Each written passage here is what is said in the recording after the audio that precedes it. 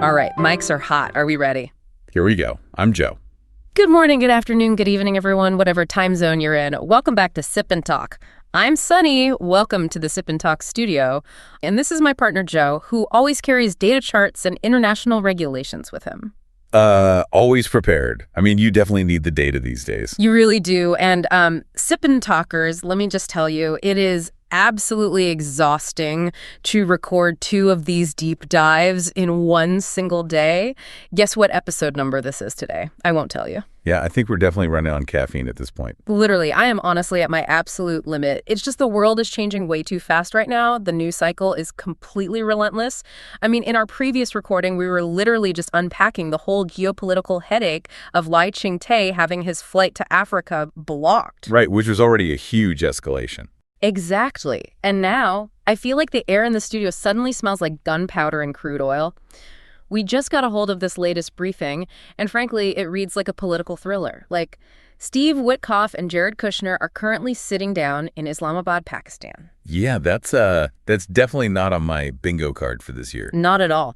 Trying to wrap your head around the current state of global affairs feels like trying to solve a Rubik's Cube while bungee jumping.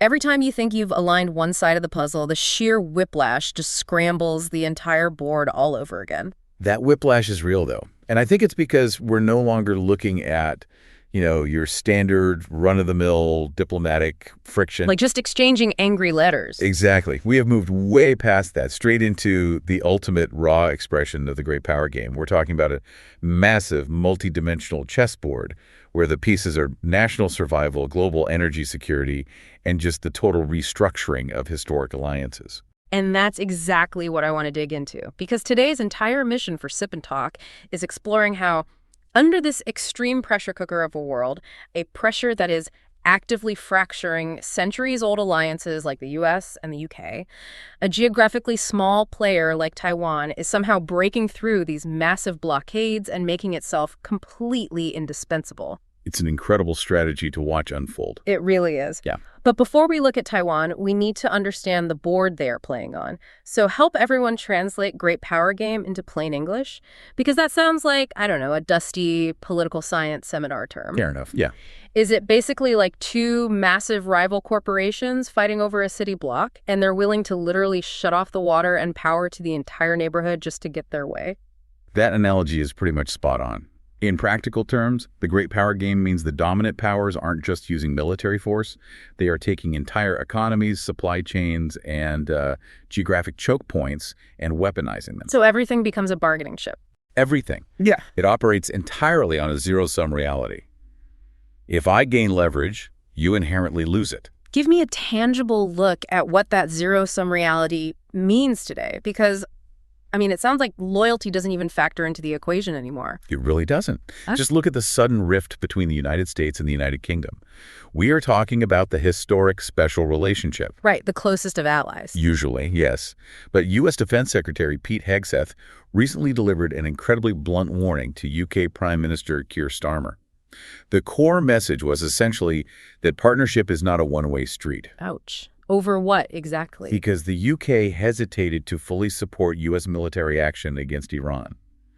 And the White House didn't just, issue a statement of disappointment. They are actively threatening to review their official stance on the sovereignty of the Falkland Islands. Wait, seriously? The Falkland Islands? The U.S. is threatening to pull support on a territory that the UK literally fought a war over in the 1980s? Yep.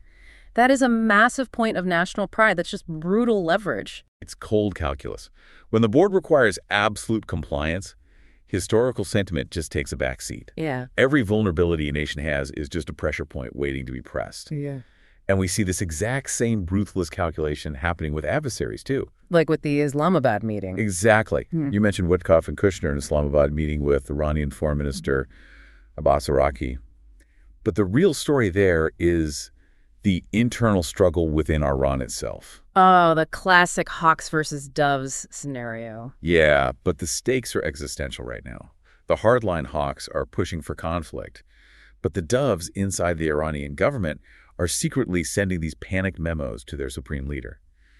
They are practically begging the leadership to realize that a complete economic collapse is impending if they don't shift course. And the economic ripples of this instability aren't just contained to the Middle East. They hit everywhere. I mean, looking at the latest IMF report we have here, the data is just grim. It's definitely a tough read. We are currently looking at a virtual shutdown of the Strait of Hormuz.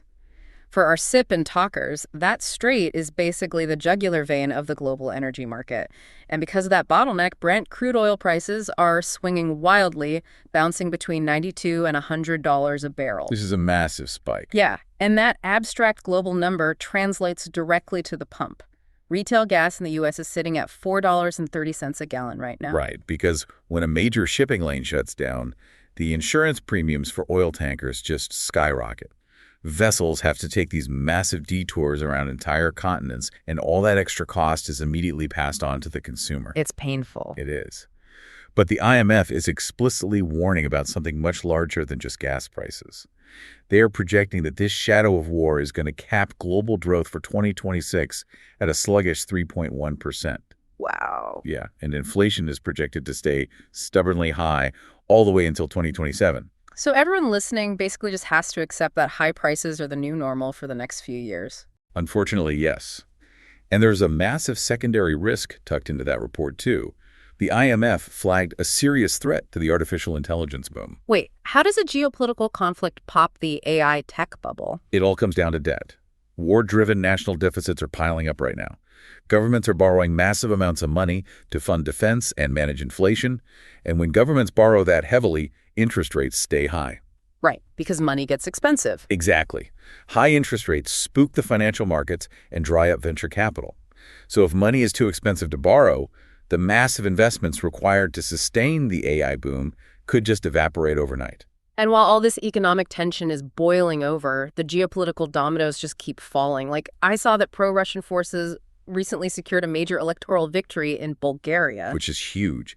It creates a glaring gap in the eastern flank of NATO and the EU. Yeah. Bulgaria borders the Black Sea, so losing political alignment there fundamentally weakens Europe's entire defensive posture. So the board is incredibly unstable. Historic alliances are fracturing, energy is being weaponized, the global economy is holding its breath. Seeing how easily a historic alliance like the US and UK can be leveraged, how in the world does a small, geographically isolated island survive? Well, they do it by completely shifting the battlefield. Taiwan has moved the fight to a domain that the opponent simply cannot physically control. I really love this concept. It makes me think of Taiwan as, like, the genius kid in high school. They aren't officially allowed in the elite alumni club, and they don't get the fancy diplomatic titles. Right. But that genius kid absolutely controls the school servers, the computer labs, and the entire air conditioning system.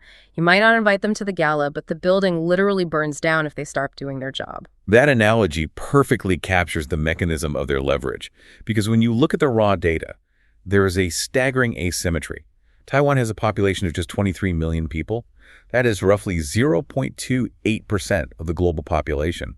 Just to put that in perspective for our listeners, that's about the size of one single major metropolitan area, like Shanghai. Just one city's worth of people.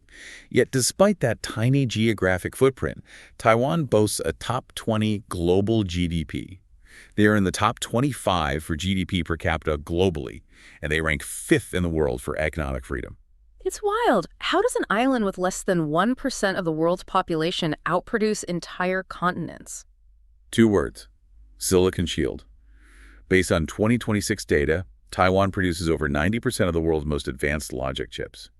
And when you look at the most cutting-edge advanced nodes, they hold a 73% global market share. That is essentially a monopoly on the modern world's central nervous system. It truly is. If Taiwan were to fall, or if those fabrication plants went offline, the global AI industry, worldwide communications, and the most advanced military supply chains wouldn't just stall out. They would instantly regress by a full decade. A 10-year technological dark age just because one island's factory stopped spinning. Yeah. And here is the ultimate irony of the great power game. Even the primary opponent relies on those factories.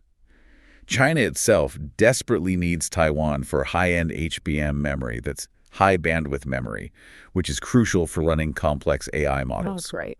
Yeah, and they need them for advanced semiconductor packaging to fuel their own technological ambitions. Okay, I hear you on the economic leverage, but a silicon shield is still, made of silicon. We just talked about the PLA constantly harassing the island. Just in the last 24 hours, there were 8 aircraft and 7 naval vessels operating around Taiwan. You can't throw a microchip at a fighter jet. Yeah. So how are they handling the hard physical defense? They're doing it by heavily leaning into logistics resilience and asymmetric defense. They aren't just issuing verbal protests anymore. For instance, they finally broke that agonizing 6-month budget deadlock in their legislature. Oh, good. What's the specific priority for that funding? Because buying standard fighter jets against a massive military seems like a losing game. It is, which is why they are prioritizing the acquisition and development of 200,000 UAV systems. Drones. Exactly. Unmanned aerial vehicles. Alongside that, they are aggressively funding an IAMD network. For our Sip&Talkers, IAMD stands for Integrated Air and Missile Defense, right? Correct. It's a comprehensive layered shield against airborne threats. By prioritizing thousands of cheap, deadly drones and a layered missile defense, they're sending a very clear message. Any physical move against the island will carry an unbearable cost. But, defense isn't just about weapons. It's about keeping the lights on. Which brings up one of the most incredible logistical miracles we've seen recently.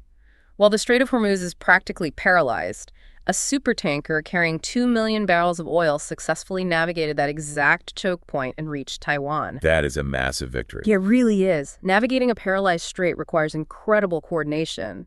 You're managing astronomical insurance premiums, securing naval escorts, doing complex maritime routing. Yeah, it's a nightmare logistics puzzle. Yeah, totally. And it provides crucial energy relief to the island. But more importantly, it proves their supply chain resilience. It shows the world that even under immense global pressure, they can keep their economy and their defense grid fueled. And they're taking that resilience and turning it into an entirely new kind of diplomacy. Because, as we know, traditional diplomacy getting a seat at the UN, having formal embassies that's completely blocked for them. So they just bypass the traditional route entirely. Exactly. Taiwan isn't fighting over its name in the diplomatic arena anymore. They are building what's known as tech sovereignty. Break down how tech sovereignty works in practice. How do you do diplomacy without diplomats? Well, instead of sending ambassadors, they're sending semiconductor academies overseas. They are building state-of-the-art fabrication plants, or fabs, in Germany, the United States, and Japan. Oh, I see where this goes. By building critical infrastructure in these massive economies, they are forcing direct communication. You nailed it. When you build a multi-billion-dollar chip plant in a foreign country, you aren't dealing with low-level bureaucrats. You need environmental permits, massive water rights, dedicated power grids, and security agreements. Right. That's heavy infrastructure. Exactly. And that forces the host nation's government to establish actual, pragmatic, government-to-government channels with Taiwan. It completely bypasses the diplomatic blockades because those nations literally need Taiwan's expertise to secure their own economic futures. It's invisible diplomacy, but it's unbreakable because it's rooted in mutual survival. You can block an ambassador, but you can't block the people building the factory that runs your country's tech sector. Precisely. Okay, so the physical and economic shields are up, but what about the psychological warfare? Because this great power game relies heavily on cognitive defense, too. We know China is currently preparing for the May Trump and Xi summit, and as part of their playbook, they're bringing in Taiwan's opposition parties to bypass the Lai Ching-te government. Right, the classic carrot and stick approach. Yeah. They're attempting to use Taiwan as a bargaining chip. How does a population defend against that kind of psychological warfare? That requires a societal shift towards something called second-level thinking. It's a cognitive framework where you don't just react to the immediate action. You analyze the deeper, ultimate motive behind it. Give me an example of that. Say Beijing offers a carrot, like suddenly opening up agricultural quotas for Taiwanese farmers. A first-level thinker just sees the money and says, great, they're being friendly. Second-level thinking means asking, what is the string attached to this carrot? And the string is almost always an attempt to hollow out Taiwan's connection to the democratic bloc. It's designed to create an illusion of benevolence to the public while simultaneously isolating the current government. So how does a democratic society respond to those offers without looking like they're just stubbornly rejecting peace? By clearly redefining the bottom line. The consensus has to be that dialogue is absolutely fine, it's encouraged even. But that dialogue must acknowledge the existence of the democratic government. Anything else is just a treaty under coercion. That makes a lot of sense. You know, sitting here, looking at all of this, it is so easy to fall into a trap. You look at military planes circling an island, you see the economic coercion, and it is so incredibly easy to project all that anger onto the entire opposing population. Oh, absolutely. And social media just pours gasoline on that fire because the internet echo chamber thrives on amplifying generalized rage. It does, and that is a very dangerous, strategic, and moral trap. This is why we have to differentiate between a regime and its people. We really need to redefine what gets labeled as anti-China. Right. It should really be anti-CCP. Exactly. The hostility is directed toward an authoritarian system that actively threatens democratic existence. It is not directed at the culture, and it is certainly not directed at the 1.4 billion people living there. Because that 1.4 billion is not a monolith. They aren't all marching in lockstep with the regime's goals. Far from it. We have to acknowledge the silent majority in China. Think about the regular people sitting in coffee shops in Beijing, or researchers working late in labs in Shenzhen. These are people who don't necessarily support military expansionism. But they don't exactly have a voice to object. If they speak up, the consequences are severe. Right. They are currently trapped by the wheel of a massive, inflexible system. But fundamentally, they desire the same things anyone else does. They desire transparency. They want control over their own lives rather than being used as pawns in a zero-sum game. It's so important to remember that human element amidst all these intense discussions of semiconductor nodes and missile defense networks. We are moving from talking about pawns to talking about citizens. And that brings up a thought I just can't shake. What's that? Well, I know it might sound a bit romantic, but it's a powerful hope. I truly hope that one day, the people on the other side of the street can experience that specific, nervous pride of walking into a voting booth, the feeling of actually holding your own future in your hands. That really has to be the ultimate goal. True, sustainable peace only happens when both sides are able to speak with ballots instead of warships. I mean, imagine what humanity could actually accomplish if the geopolitical game of chess was replaced by shared civic empowerment. Oh, absolutely. The resources we could free up would be staggering. We could be building vastly better AI. We could actually solve climate change or pool our resources to go to Mars together. But none of that happens as long as authoritarian survival requires suppressing human agency. What a profound place to leave this discussion. And to all our Sip&Talkers listening, here is a final thought to mull over. We talked a lot about Taiwan's Silicon Shield, but think about your own sphere of influence. In a world that constantly tries to categorize and control you, what is your personal, unbreakable skill?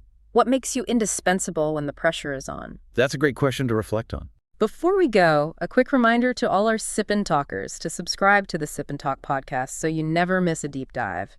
And we have to give a massive shout out to our good old friend, Mickey. He just dropped a brand new travel vlog, so do yourselves a favor, head over to his YouTube channel, Mickey to Life, and check out his latest adventures. Yeah, definitely go watch that. Thank you all for listening today. We hold out hope for the future, not because it looks easy right now, but because we believe the desire for freedom is the underlying logic of every human soul. I'm Joe. I'm Sunny. This has been today's Sip and Talk. May everyone have the right to determine their own future. We'll see you next episode.